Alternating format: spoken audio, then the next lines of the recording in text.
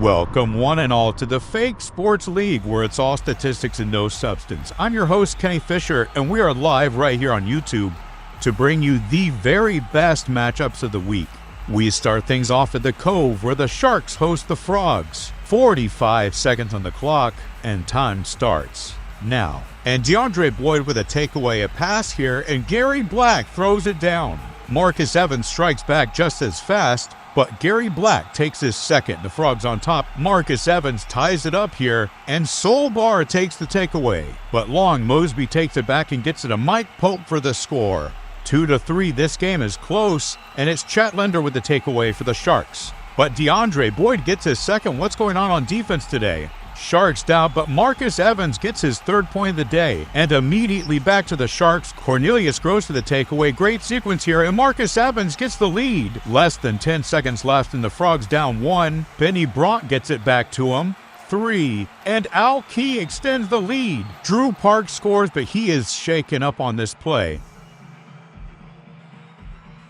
And you hate to see that. Drew Park, the first rounder from the Frogs, he limps back to the locker room. It's good to see him walking around, but man, you just hate to see that in this game. But how about Marcus Evans in his 4-point game to get the victory at home? And we are all hoping that Drew Park is okay. Make sure you check out the Discord link in the description for any and all player updates and news. But now we have a highly anticipated game here as Percy Willis and the Mystics take on the reigning champs, the Knights. We are about to learn a lot from these two teams shortly. 45 seconds on the clock, starting now. And the Knights offense starts hot again as Quinn McHugh is on the board. Knights coming off a loss against the Comets, and Lee Cho puts one up on the board. Knights extend their lead to 2. Let's see if and Burl Packer gets a turnover. And zipped it to Carlos Gutierrez for the point, 2-1 now. And Burl Packer takes it right back and gets it to Carlos Gutierrez again, 2-2 now. The connection these two have is incredible. Can he get another? But it's Quinn McHugh in the Knights lead. Mystics looking a lot different against the Knights than they did again. And it's Lee Cho that extends the lead to 2. Carlos Gutierrez keeping the Mystics in this. But Lee Cho gets his third and keeps the Mystics at bay.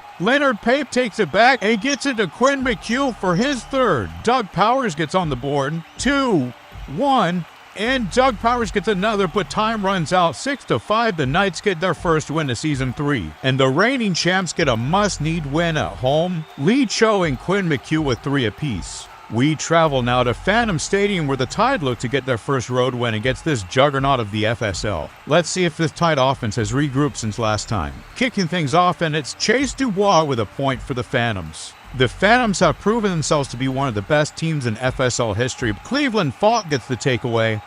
Chase Dubois with his second, and the Tide have number 10, Max Peterson gets on the board. Courtney May makes it 3-1. The Tide got to get something going here, under 30 seconds now, but Octavio Bren extends the lead to 3. The Tide are supposed to have the best offense in the league. Sloan gets one for the Tide now and cuts the lead down to 2.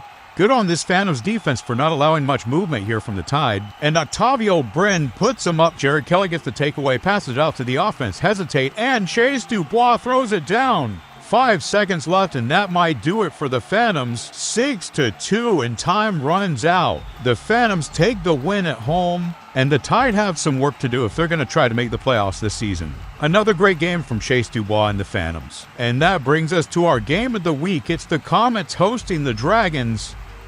The Comets, very hot after the draft, took down the reigning champs, the Knights, in the season opener. And the Dragons, one of the hottest teams in Season 2, has been electric already in Season 3. After the trade, we're going to see the number 1 overall pick, Jaden Little, taking on the number 2 overall pick, Tobias Fonseca. This should be a great game. I'm excited to see it. Let's get into it. Tobias Fonseca makes a statement early. Gets it out to Xavier King for the score. Wiley Little puts it back, but Xavier King is 2 for 2 today. Sammy Swanson and these offenses are rolling. Francesco Sage now, and Jaden Little makes his presence known. Keith Fraley, and we are in a full-blown shootout now. 3-4, and Keith Fraley with the second point gets the largest lead of the night, but Sammy Swanson cuts the lead to 1. 4-5 now, and Tobias Fonseca gets the takeaway. 2 turnovers tonight from this first rounder, but Jaden Little, the first overall pick, ties it up with 10 seconds left. Man, this Comets team has a lot of fight, and it's coming down to the wire. Rob Brock takes it back. 2 seconds remaining, and Francesco Sage wins the game. The Dragons take down the Comets on the road. and in large part because of Tobias Fonseca, their first rounder with 2 turnovers the night, and the Dragons get the victory. But Comets fans can't be too upset here. This is their first ever appearance in a Game of the Week game,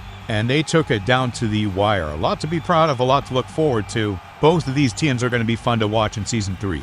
Let's take a look at these standings here. Phantoms and Dragons separate themselves from the pack. Titan Frogs going to have to put in some work to make it through the playoffs. Well, that's it from me in the booth. Thank you all for watching.